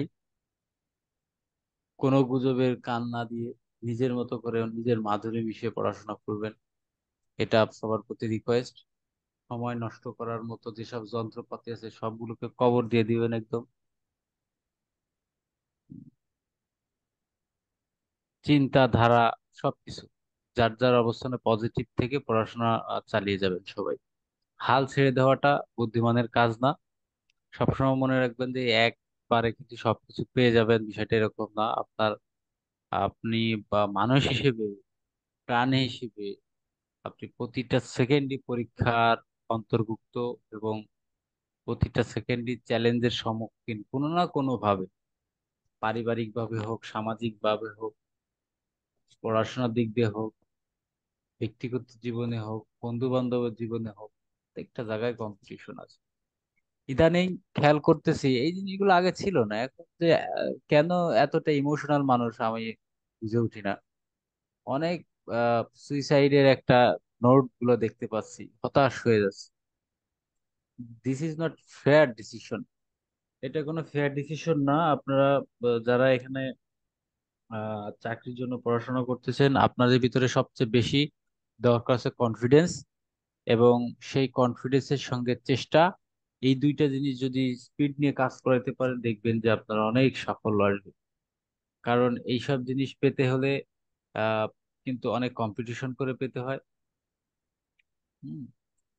ও, বিসিএসটা কিন্তু নিশ্চিত কোনো অভিযান না, এটা কিন্তু একটা অনিশ্চিত যাত্রা।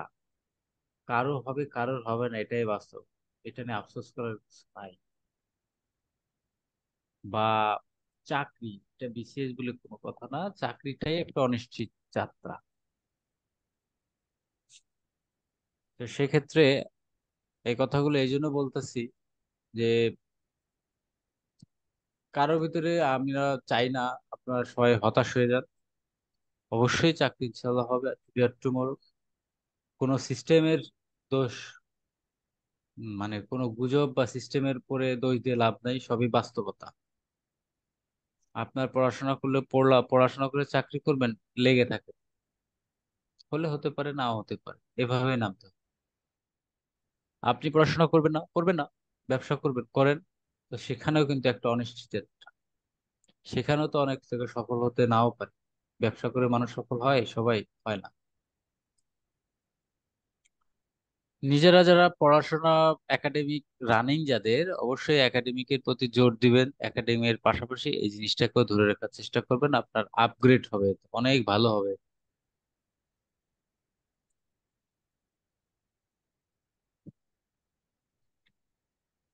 এটা একটু খেয়াল করবেন সবাই।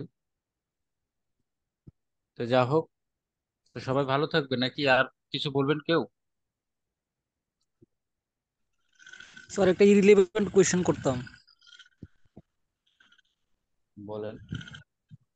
স্যার কোঠা আন্দোলন নিয়ে যে ধরেন কথাবার্তা শুনতেছে এগুলা, স্যার সত্যতা কতটুকু, বা আসলে ওটার বিস্তারিত যদি একটু বলতেন। আসলে এটার এটা সরকারি একটা ব্যাপার। এটার সবকিছু এই যে কয় বছর, মনে হয় 3-4 বছরই, তো বেশি না, এটা স্থগিত ছিল। এর আরো বেশি হবে মনে হয়। এটা স্থগিত ছিল, আবার এটা রান, এটা আবার প্রজ্ঞাপন জারি করে রান করছে। তো আন্দোলনের বিষয়টা এটা জনগণের বিষয়, এটা কতটুকু আটকে থাকতে পারবে জানি না। তবে আমাদের অতীতে যে আন্দোলনটা হয়েছে, এইভাবে আর জোরালো আন্দোলনের অবস্থা নাই। একটা হলো মেনে নেওয়া, আর একটা হলো মানিয়ে নেওয়া। তো আমরা নিয়েছি, মানিয়েও নিতে হবে। আবার অনেকে মেনে নেয় না, কিন্তু মানিয়ে নিতে হয়। আর ওই যে আমরা অনেক সময়, এটা এটা বাস্তবতা, এটা অস্বীকার করার কিছু নেই। কোটার কারণে অনেক অনেক সাধারণ ছাত্র বা ছাত্র নয়, ক্যান্ডিডেট কিন্তু বঞ্চিত হয়। কিন্তু এটাকে মাথায় নিয়ে যদি আমরা মাথা ব্যথা, আমার যদি মাথা হিট করে, আমি যদি এটা ভাবি যে আরে কোথায় তো সব ইয়া করে নিয়ে যাচ্ছে, এইভাবে করলে কিন্তু আমরা পিছাই গেলাম। কোঠায় মানে বিসিএস কোঠায় কিন্তু পদ পূরণ হয় না। মানে কোঠার যে 30% বা আরো বিভিন্ন কোটা মোটা আছে, এই সব কিছু দিয়ে কখনোই এইটা সিটগুলো কিন্তু ফিল আপ ওইভাবে হয় না। খুবই রেয়ার, পাওয়া যায় না, তাই হয় না। ধরে আনবে বাড়ি থেকে, ভাইবা পর্যন্ত তো যেতে হবে, সে যেই হোক না কেন। সে ভাইবা পর্যন্ত যেতে গেলে, এটা তো একটা সিস্টেম। এটা অনেকে মনে করে পিলিতে মনে হয় কোটা সুবিধা থাকে, এটা 0%। পিলি রিটেনে ভাইবা তো কোথাও কোনো সুযোগ নাই। সবাই ইকুয়াল 100%। কিন্তু ভাইবা কোয়ালিফাই করার পর তারপরে বিশেষভাবে বিবেচনা করা হয়, কিন্তু সবাইকে না। এমন না যে 30 জন পরীক্ষা দিল কোটাতে, 30 জনের চাকরি হয়েছে, তা কিন্তু। তো ওই যে যেটা ফাঁকা থাকে সেটা সাধারণ কোটা থেকেই হয়। এবং আপনারা অনেকটা নিশ্চিত থাকেন যে, ওই যে বললাম, যদি 2000 নিয়োগ হয়, তার 30%, 30% বা 40% সর্বমোট যদি কোঠায় হয়, 40% লোক পিএসসি পায় না, 20% পায়। তাহলে বাকি 20% কোত্থেকে আসে? বাকি 20% আপনারা ইন করেন। এটাই বাস্তব, খালি থাকে না, সবই পূরণ করে। এটা আমার কথা না, এটা পিএসসি চেয়ারম্যান। তো এটা নিয়ে এত মাথা ব্যথার কিছু নাই। যেটা সিস্টেমে যেটা থাকবে সেটা থাকবে। এটার এগেইনস্টে লড়তে গিয়ে পড়তে গিয়ে হতাশ হয়ে তাহলে তো আমি পিছাই গেলাম, কি দরকার? মানুষ যখন কোঠা রান ছিল তখনও তো পড়াশোনা করছে, করছে না? চাকরি পেয়েছে না? সবই তো করছে। এই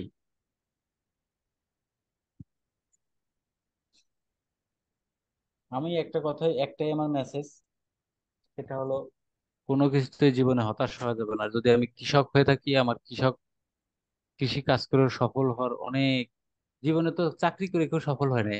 এরকম কোন ইয়ে আছে, রেকর্ড কয়টা আছে এরকম? চাকরি করাই মানে সফলতা? বরং আমি তো দেখেছি যে ব্যবসা করে সফলতার হার অনেক বেশি। তো যে ব্যবসা করে সফল হচ্ছে, সে শুরুটা কিভাবে করেছিল এটাও তো দেখতে হবে। আমি তো এটা বিশ্বাস করি যে একজন মানুষ বেশি ব্যবসা করার ক্ষেত্রে যে পরিমাণ সময় দিয়ে সফল হওয়া যায়, তার থেকে 30 or 35, ম্যাক্সিমাম 40% টাইম দিলে বিসিএস ক্যাডার হওয়া সহজ। আপনি ছাত্রলীগের রাজনীতি করেন, বা আপনি অমুক লীগের রাজনীতি করেন, বা আপনি রাজনীতি করেন, একটা পোস্ট নিয়ে দেখেন কত জ্বালা। তো সেক্ষেত্রে পড়াশোনা করে চাকরি পাওয়াটা আরো সহজ।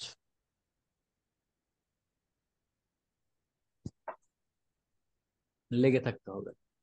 তো যাই হোক, তাহলে সবাই ভালো থাকবেন, আপনাদের পড়াশোনা চালাই যান।